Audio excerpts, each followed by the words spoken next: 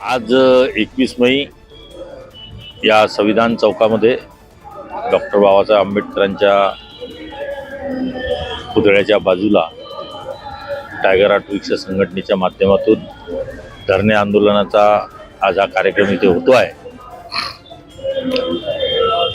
हे धरणे आंदोलन केवळ नागपूर शहरातच नाही तर संपूर्ण महाराष्ट्रामध्ये होते आहे।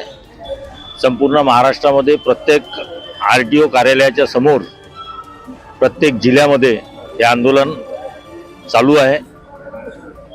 ऑटो रिक्षा चालक संघटना संयुक्त कृती समितीचे सन्माननीय अध्यक्ष शशांकराव साहेब यांच्या नेतृत्वामध्ये या संपूर्ण महाराष्ट्रामध्ये हे आंदोलनाची भूमिका घेण्यात आलेली आहे आणि त्या अनुषंगाने हे आंदोलन चाललेलं आहे।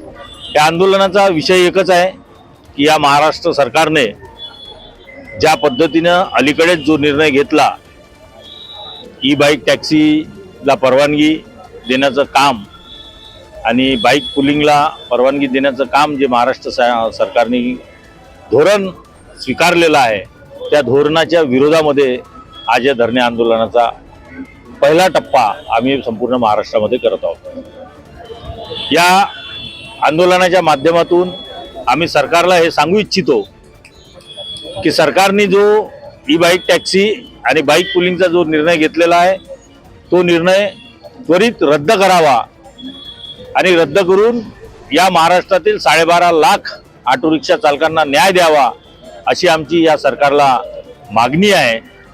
जर आमच्या या मागणीला सरकारने कानाडोळा जर केला तर याच्यानंतर सुद्धा हे आंदोलन तीव्र स्वरूपाचं संपूर्ण महाराष्ट्रामध्ये करण्यात येईल अशी मी आजच्या प्रसंगी या सरकारला चेतावणी देऊ इच्छितो।